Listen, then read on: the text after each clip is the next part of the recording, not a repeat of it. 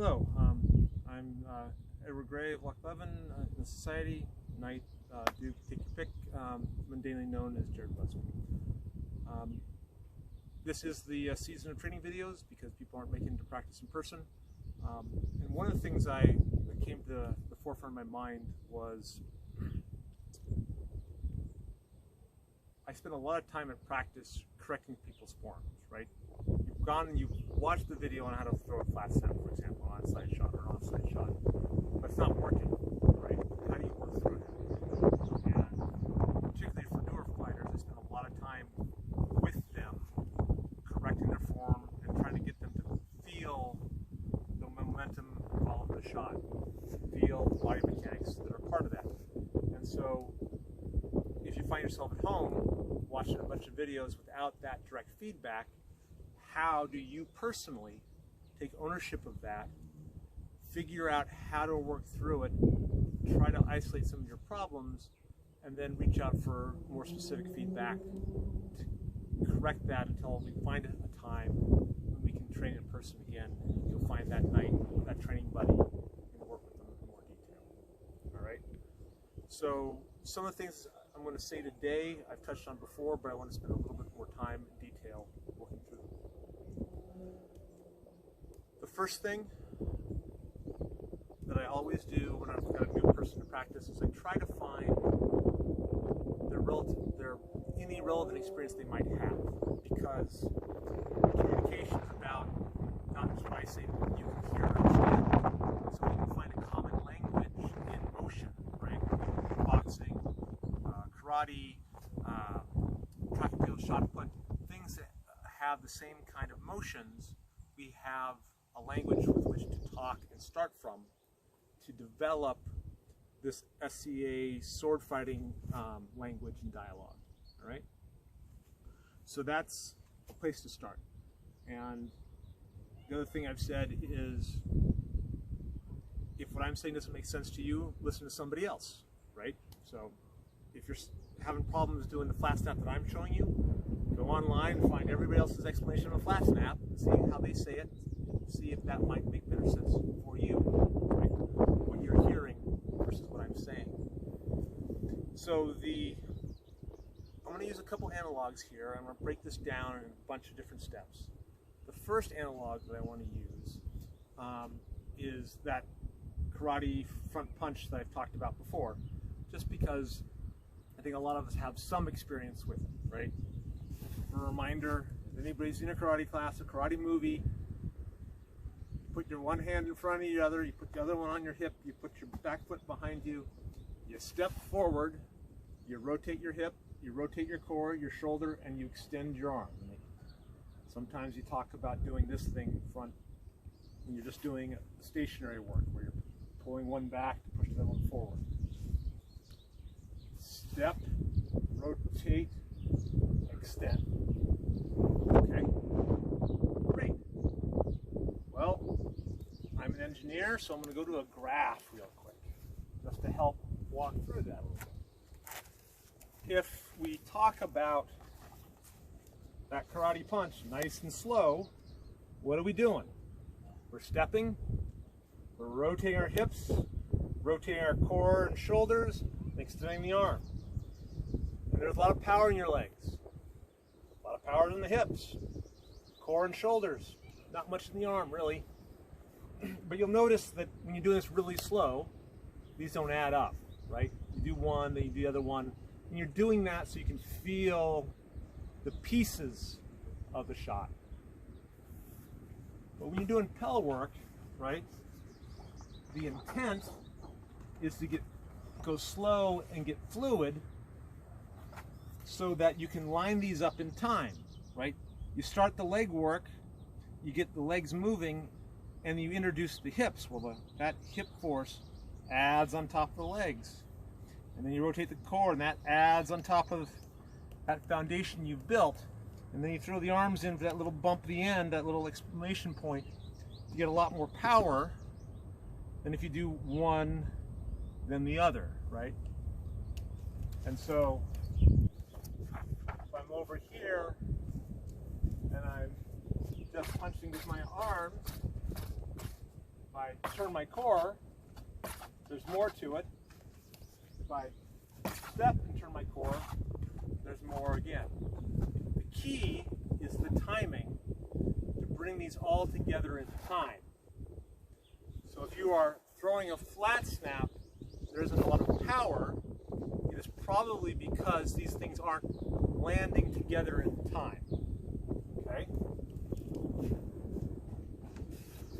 I've also previously mentioned, this 1-inch punch that Bruce Lee was so famous for, right? Well, it's the same kind of thing. You get less living space, less room to move, so maybe you don't develop the full force, but you do it much more quickly. Time is shorter. Okay? It's a graph just to talk about the concepts. My point here is to tell you the same information about 3 or 4 different ways so that you've got a better chance for it to stick. For you to say, oh, I overlooked that. So another analogy to this additive karate punch thing I've talked about is what you're trying to do is you're trying to get the primary movers, your legs going, right? Your legs are the quickest way to accelerate all of this mass in your body, and your hips, when those move, right, they grab all of this mass. So these are the primary movers to get your body in motion. Your shoulders and core add a little bit more extension. Your arm really doesn't add a lot, not in relative terms. And so if you've ever ridden a 10-speed bike or driven a manual transmission, you know you have to put it in first gear and then go up to second gear and third gear and progress up these high torque gears to go to these faster and faster gears. And you notice if you're cruising down the road real fast and you accidentally drop it into second gear, it slows everything down really quickly. Okay? Well, the same thing happens when I'm throwing a flat snap and I don't have the proper range of motion to contain that snap. So, for example, if I'm rotating, I get to the end of rotation here, right? This is as far as my hip will go with my feet planted right now, right? So I stop.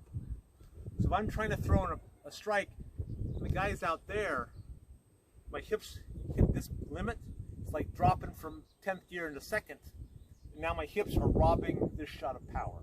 They're retarding this forward motion. Okay? So I need to be able to move use my legs, my hips, my core to accelerate the shot. So let's talk about how you know if you're doing that or not. All right? So range of motion in the legs and hips is pretty straightforward to find out. Simple exercise. Put your feet real wide apart. Okay? Plant them, plant your feet, plant your heels. Rotate left and right. You will find you get to a point where you can't rotate no more. Okay? This is my end of range of motion. Can't go any more this way.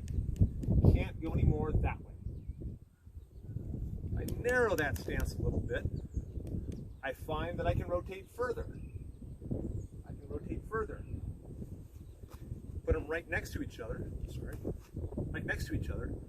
I can rotate further, but I'm now off balance. Right? My opportunity to fall on my face is greatly increased. Likewise the other way. So you can do this at home and figure out how stable you are and how much range of motion you have. Okay? That's straightforward, a thing you can check. What is critical in this is that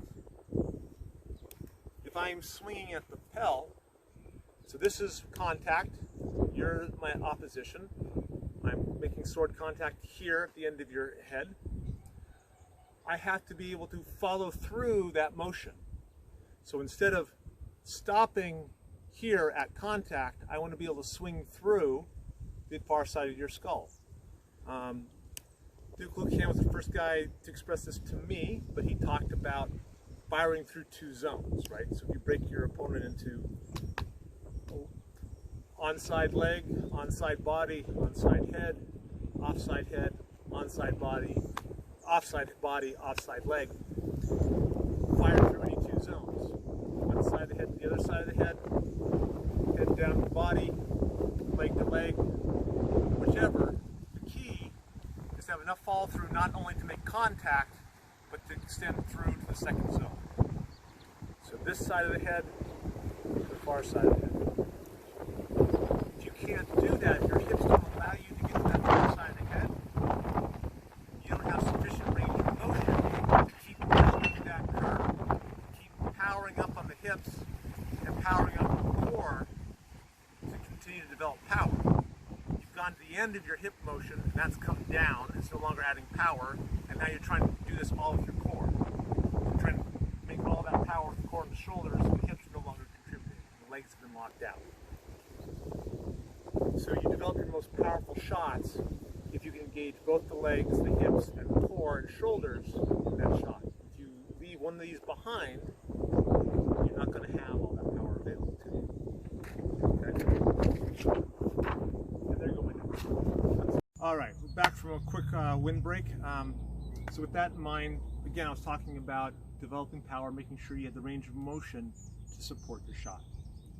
So a couple things, a couple ways you can confirm that you're doing things right.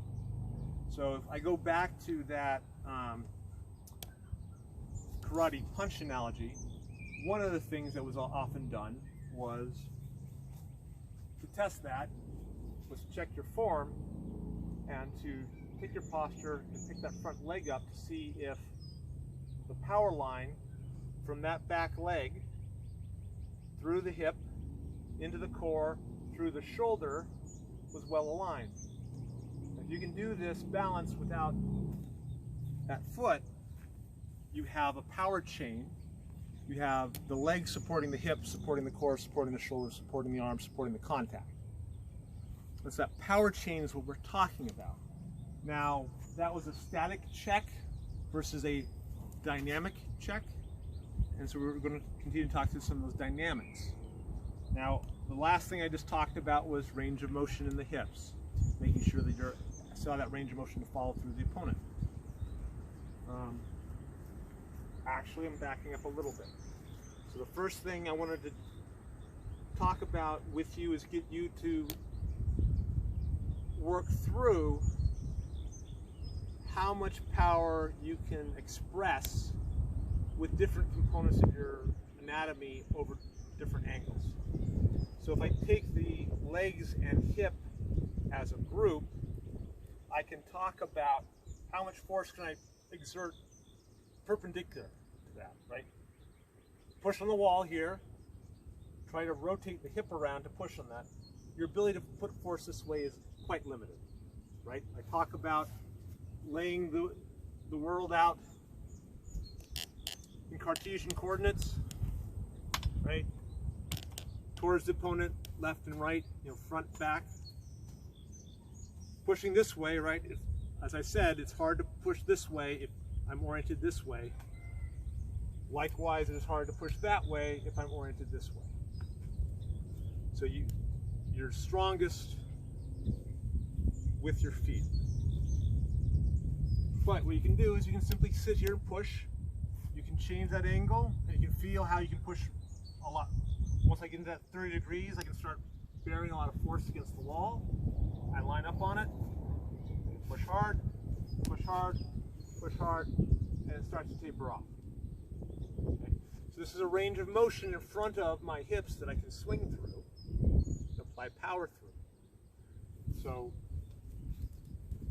what this means is swinging behind me, bad idea, low power. Swinging over here, bad idea, low power. Be in front of myself.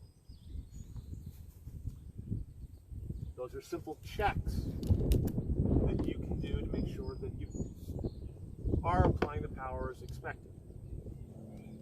So the next thing, I'm going to save Earthworm Jim here, who happens to be enjoying the Easter holiday, and talk about, if I'm doing a flat snap, right? This might be less intuitive than taking a step to throw the flat snap. As you recall my karate analogy, the first shot you show the intro student is you take the step, and the reason why you take that step is because it is very easy for the student to feel the body motion when they step, as opposed to standing and making that same body motion. The step makes it very clear. Again, Bellatrix is fond of saying, any practitioner of Eastern martial arts is fond of saying, move big, practice big, fight small. Again, right? You practice this big step so that you can make this short punch. Likewise, when you're training the Pell, training your body to develop power, you want to train big, you want to feel those big motions. And until you can feel those big motions, there is no point in trying to refine and shorten that time scale. You will be doing it wrong. You will be making shortcuts which shortchange your power. So instead of using the transmission and going from gears 1 to 10, you're going to be accelerating 1 to 3, and then you're going to skip 4 and 5, and you're not going to have the power to keep accelerating. So you're going to slow down, the engine's going to bog, and you'll eventually you won't get to that same top speed. So if you're having trouble feeling the power of an onside shot, the first thing to do is to step. Simply to step. And really what you want to do is not use your arm at all. Just let that fall off the shoulder. Just let the mass of the basket, of the sword, leave your shoulder. You want that to simply be momentum. You want to simply have a yo-yo and let that yo-yo go away from you. I'm stepping and it continues on because it has momentum. You can alternatively take the stick, let the stick throw itself, right? You've got the basket, it's got some weight on it, you throw it off your shoulder, let it come by, you throw it again, let it come by, you throw it again. I want you to feel that body motion and that weight transfer smoothly, slowly. The first thing you can do to make your form fall apart is to try to go too fast. Okay? Take your time. Nice and smooth. Throw it out. And let the body mass of that rotation continue in the sword. So you move the body, and when you stop the body, you're transmitting that momentum from your body into the sword, and it continues. Now again, if you're having trouble feeling that, the next thing you can do, right from this flat snap high, because typically there's a shield here, and I want to get above the shield and hit the guy in the head, not the shield. But if you're having trouble finding that power, firing for the head is a less natural shot than throwing down into the body. So when you're trying to find that initial power connection, throw down into the body, absolutely.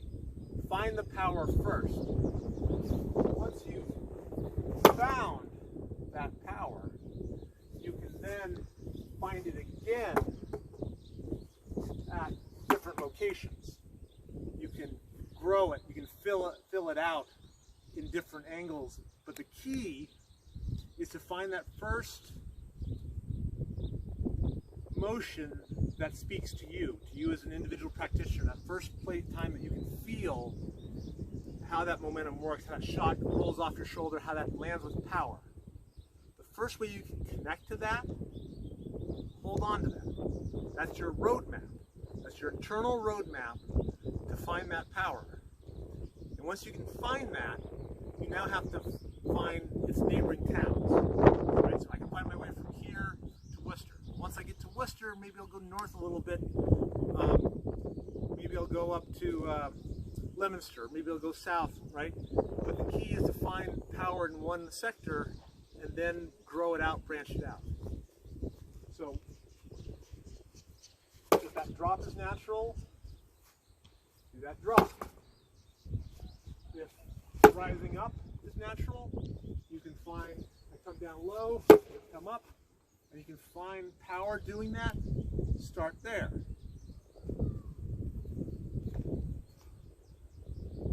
These first forays into developing that power can be big, gross, large motions. The refinement comes later. The refinement comes after you find the timing that allows you to take that chart I showed you and go from the slow work to the fast work, right? From going from moving the hip, moving the core, moving the shoulder, extending the arm, to doing them at the same time, or nearly the same time. That's where that smoothness comes in. I go 1, 2, 3, 4. I go 1, 2, 3, 4. 1, 2, 3, 4. But you have to find that timing, that big, gross timing. So once you find, and that sequencing, legs, then hip, then core, then shoulders, you can then refine it. But you got to find that first. Now, one thing that I will do, particularly with some of my newer fighters, at the end of a practice, when their arms are dead tired and they can no longer cheat and arm a shot in, I sit them in front of a pal and I practice my onside, offside shot. Where, often we'll talk about throwing these shots. But when you're fresh, you're often able to cheat and arm the shot a little extra, whatever. But when you're dead tired, I'm going to work with this. Your arm's a noodle,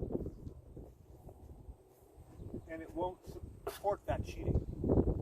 I square up to the target, and I put my forearm right in front of me. And if you need to, tie your arm off your body. Put a belt around it. I really don't care. And all you're doing with the arm is rotating the hand up and down for the onside and the offside. The rest of this exercise is wax on, wax off at the hip. Back and forth, back and forth. So you're here.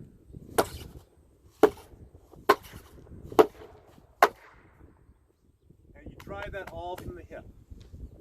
When your arm and shoulder are dead, this will still work. And all that is rotate here, counter rotate to the hip. That's your power source. That is fundamentally your power source when you're fresh. It is the only power source you have when you're dead tired at the end of the tournament. And so that's where you've got to find the power from, those rotations. You can, if you prefer linear motions, so I've talked about rotating left and right. You can linearly step forward, so that this is a front back roll. It's another way to get that if that's more natural to you versus rotating left to right, coming in or out. That's fine as well. But you've got to find that connection. A thing that I have done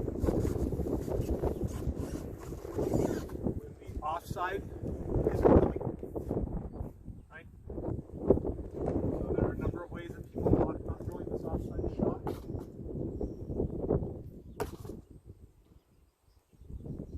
One way that I've taught it to find that initial hip rotation, put the basket on the hip, right? Here's the center of mass of this sword. And kind of rotate. Right? Here, So when the basket's here, and that same rotation, that's the offside that we're typically working with. But if you can't find that hip rotation, that connection, the power, the lateral drive, the easiest way again is with a step. Here, step out, sword continue. That is the most intuitive way I know to teach the body that counter rotation. So if that is hard for you, this might be a way to practice it. Okay. Last thing on that note is, again, body position. Remember, in all of these, I want to make sure that your posture is either vertical or slightly into the target, never away from the target, because here you're bleeding power away from the shot. You can always check that position at contact. Hit the target and stop. Okay. The only side note I want to make relative to how you do this with a single broadsword versus a great weapon is there's a subtlety in timing. I find it easier with a broadsword to rely on the shield for defense, to step, make the power, and extend.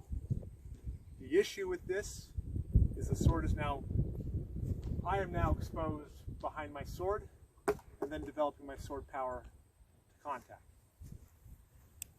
If you attempt that with a great weapon and I step into range, leave my head here, and then extend my sword, I get dead a lot. So you have to make sure that your sword gets out ahead of your face, that your attack provides a defensive line. So that's a subtlety of timing with great weapons that must be adhered to with a great weapon that many sword and shield practitioners may ignore because they have the luxury of a shield to cover them. I don't suggest that they do, but it is simpler to learn. It is simpler to develop that power chain if you rotate first and express the weapon at the end versus expressing the weapon with the power chain. As a detail, all advanced practitioners should do the latter, but it is often overlooked.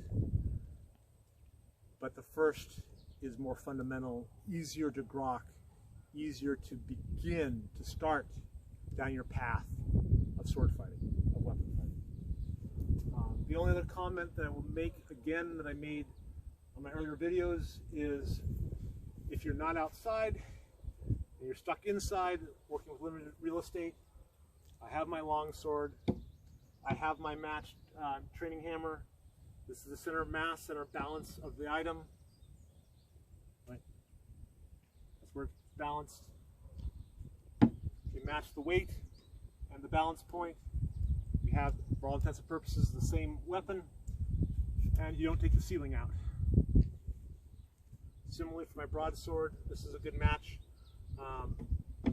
This is a form stake for concrete. You can pick up your local Home Depot and has pretty similar weight characteristics to this broadsword.